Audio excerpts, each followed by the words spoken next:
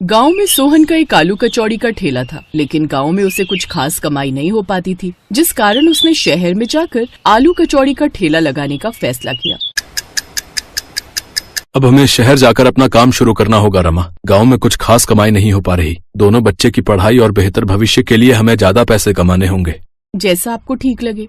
सोहन अपनी पत्नी और 2 बच्चों के साथ शहर चला आया। शहर पहुंचते ही उसकी पत्नी रमा उससे बोली, आपको क्या लगता है जी, हम शहर में अपना आलू कचौड़ी का ठेला चला पाएंगे? यहाँ तो जहाँ नजर दौड़ाओ खाने का कुछ न कुछ ठेला लगा ही हुआ है। यहाँ तो खाने की कोई कमी है नहीं।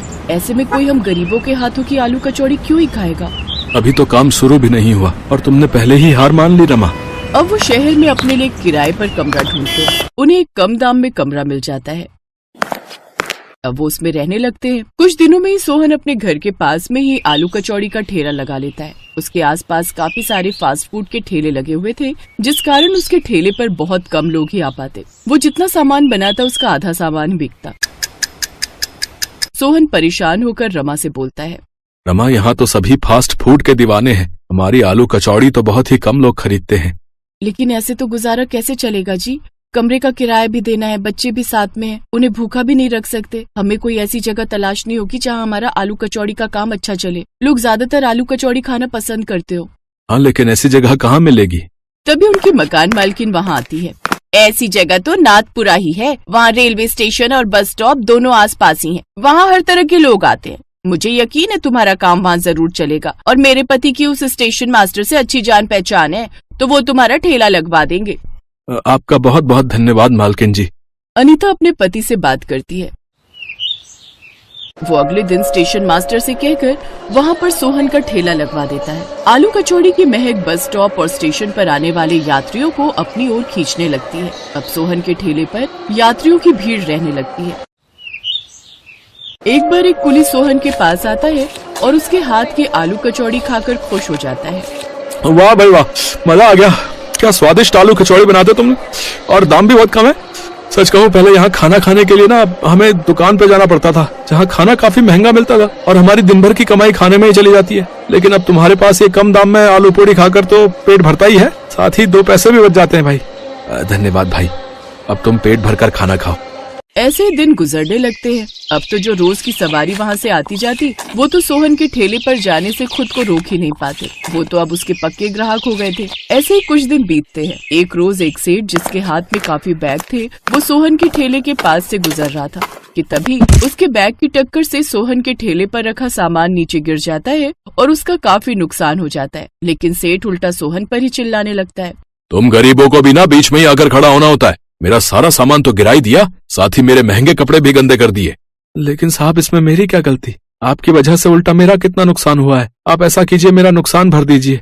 ये सुनकर सेठ उसे जोरदार थप्पड़ मार देता है। साथ ही स्टेशन मास्टर से उसने शिकायत भी कर देता है। सेठ जैसा बड़ा आदमी होने की वजह से स्टेशन मास्टर सोहन को ठेला लगाने से मना कर देता है।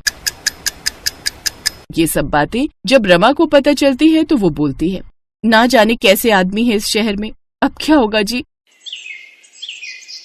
अब सोहन घर पर ही रहता है। वहीं दूसरी तरफ सोहन का ठेला न लगने की वजह से अब उसके रोजमर्रा के ग्राहक भी काफी परेशान हो चुके थे। अब तो लोग इतना ट्रेन और बस के बारे में नहीं पूछते थे जितना वो सब सोहन के बारे में पूछते थे। अरे सोहन भाई की आलू कचौड़ी में जो बात थी वो और किसी भी खाने में नहीं। सच में उनकी आलू कचौड़ी की बहुत याद आती है। उनकी बात पीछे खड़ा बिरजू नाम का वही कुली सुन रहा था जो अक्सर सोहन के ठेले पर आता था। वो सीधा स्टेशन मास्टर के पास जाता है। ये आपने बहुत गलत किया मास्टर जी। मेरी मानिए तो आप सोहन को वापस बुला लीजिए। वैसे भी उस गरीब की क्या गलती? मैंने खुद उन सेठ को अपने सामान से सोहन के ठेले पर टकराते हुए देखा था। उसकी बात मानकर अब वो सोहन को वापस बुला लेते हैं। तुम्हारा बहुत बहुत धन्यवाद बिरजू भाई। अब अगले दिन से सोहन फिर से ठेला लगाने लगता है। उसके पास फिर से ग्राहक आने लगते हैं। सोहन को देखकर सब ग्राहक बहुत खुश थे। कुछ दिन ऐसे ही बीतते हैं। एक रोज जब वो सेठ वहाँ से गुजर रहा था तो उसके हाथ में एक बैग था जिसमें काफी सारे रुपए थे। पीछे से 2 गुंडे आए और सेठ से वो बैग छीनकर भागने लगे। पकड़ो पकड़ो पकड़ो पकड़ो। ये देखकर सोहन ने वहीं रखा अपना बर्तन उठाया और उन दोनों की पिटाई करने लगा और उनसे बैग छीनने लगा। तभी उनमें से एक गुंडे ने सोहन पर चाकू से वार कर दिया। ये देख उसके ग्राहक गुस्सा हो गए और उन सब ने मिलकर उन गुंडों की धुनाई कर दी। सेठ सोहन को जल्दी से अस्पताल लेकर गया, जहाँ उसकी जान बच गई। मैंने तुम्हारे साथ कितना गलत किया। उस रोज तुम्हारी गलती नहीं थी, लेकिन फिर भी तुमने आज मेरे लिए अपनी जान की बाजी लगा दी। कोई बात नहीं साहब, पैसा कितनी मेहनत से कमाया जाता है ये बात मैं अच्छे से जानता हूँ, और इंसानियत की खातिर आपकी मदद करना मेरा फर्ज था। आपकी जगह कोई और होता तो तब भी मैं ऐसा ही करता। सोहन, सच में तुम भले इंसान हो और ऐसे इंसान की मदद मैं भी करना चाहूंगा। अब सेठ सोहन के लिए एक बड़ी सी दुकान खुलवा देता है, जिससे उसके पास और भी ग्राहक आने लगते हैं।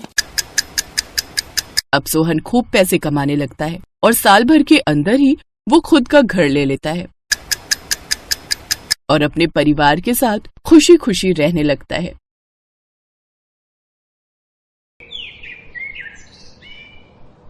बहुत पुराने समय की बात है। ढोलकपुर गांव में गजोधर का एक बहुत ही गरीब परिवार रहता था। वो हर वक्त बीमार ही रहता था। उसकी आखिरी तमन्ना थी अपने बेटे की शादी करा दे वो।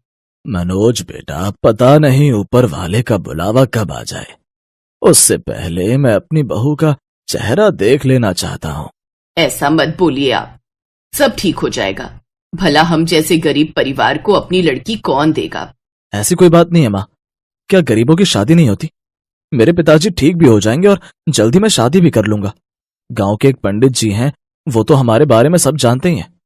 उनके पास कोई ना कोई ऐसा परिवार जरूर होगा जो हमारे घर में अपनी बेटी दे सके। मैं शाम को चाय की टपरी पर जाऊंगा, वहां पर पंडित जी हर शाम को आते हैं, वहीं उनसे बात करके देखता हूँ। ठीक है बेटा।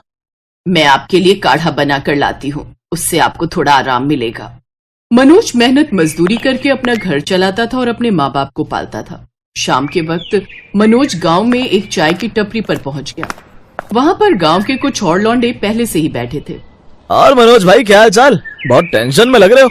अरे चाचा, अपने मनोज भाई को जरा एक मस्त कटिंग चाय पिलाओ। हाँ, बस 2 मिनट रुको, मैं चाय बनाता हूँ, पंडित जी भी आने वाले हैं। चाचा तो रुक जाओ, जब पंडित जी आ जाएं तब हम सब एक साथ ही चाय पियेंगे। क्या बात है मनोज भाई, आज पंडित जी की याद कैसे आ गई? कहीं शादी वादी का इरादा तो नहीं है? हाँ?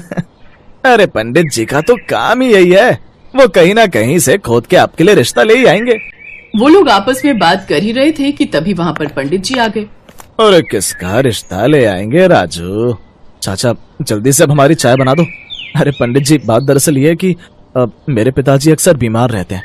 मेरे परिवार के बारे में तो आप जानते ही हैं, मैं मेहनत मजदूरी करके अपना काम चलाता हूँ, लेकिन मेरे पिताजी कह रहे थे कि मरने से पहले अपनी बहू का चेहरा देखना चाहता हूँ। तो अगर आप कुछ, बस अब और कुछ भी बोलने की जरूरत नहीं है बेटा। अरे मैं तो तुमसे पहले भी बोल चुका हूँ शादी के लिए, लेकिन तू हर बार मना कर देता था। मेरे पास है एक रिश्ता, वो भी गरीब परिवार के ही है। अगर तू कहे तो बात करूं। हाँ पंडित जी, आपको जो करना है कीजिए, मेरी तरफ से कोई भी रिश्ता पक्का ही है। आप मेरे लिए कोई बुरी लड़की तो लाएंगे नहीं, बस लड़की को मेरा परिवार पसंद होना चाहिए और मुझे कोई डिमांड नहीं है। अगले दिन ही पंडित जी ने दोनों परिवारों को मिला दिया। लड़की का नाम पूनम था। पूनम का परिवार भी बहुत गरीब था।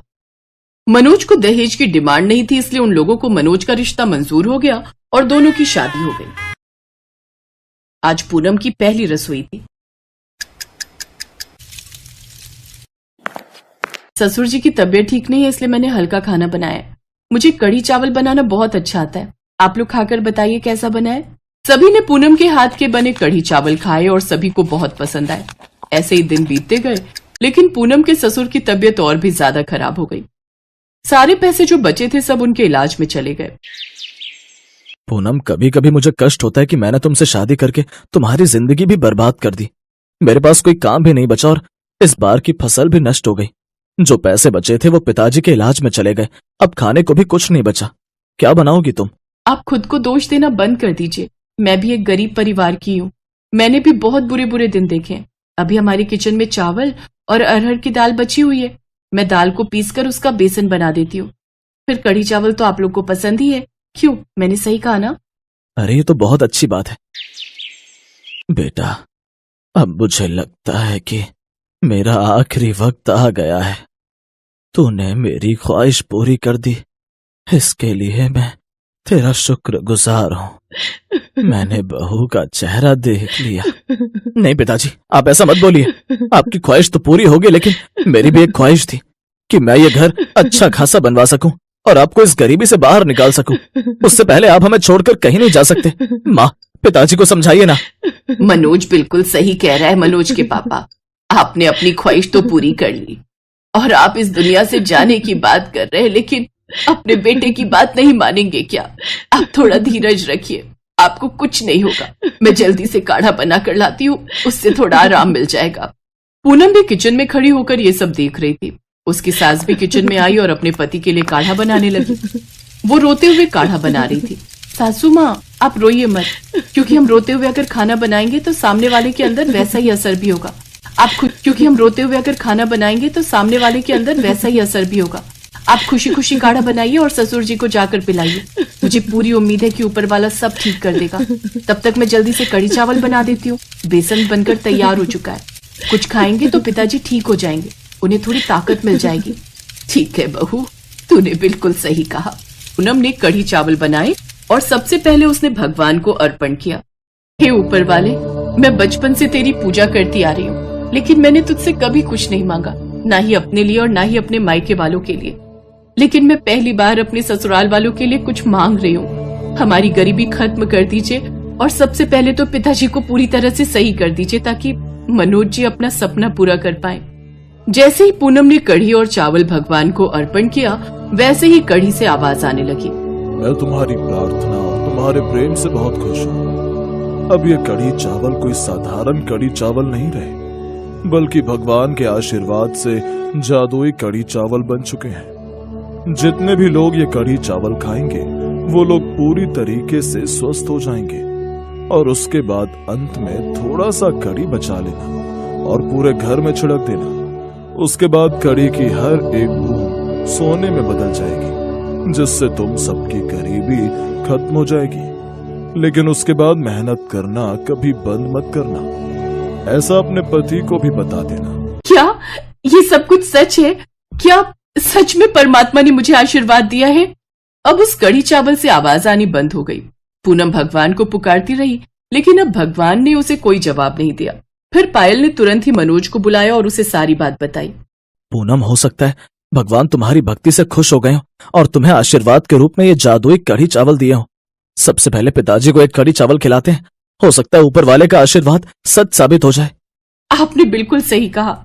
मनोज ने अपने हाथों से अपने पिता को वो जादुई कढ़ी चावल खिलाए।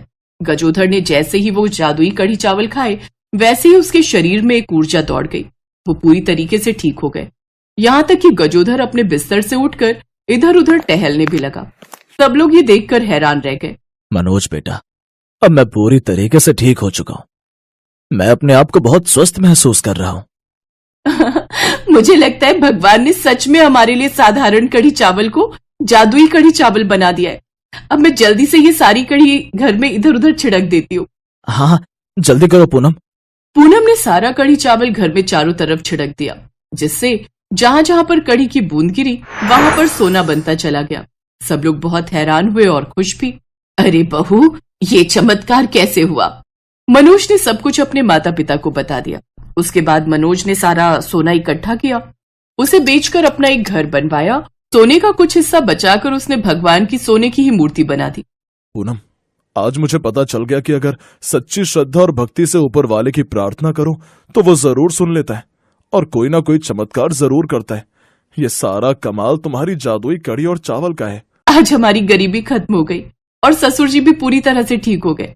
अब इस गांव में या आसपास जितने भी गरीब और परेशान लोग होंगे, उन सबकी हम मदद किया करेंगे, तभी ऊपर वाला हमारी मदद करेगा। बहू, हम धन्य हो गए तुझे पाकर। उन लोगों ने बड़ा सा घर बना लिया और इस तरह अब वो लोग अपनी जिंदगी खुशी खुशी बिताने लगे।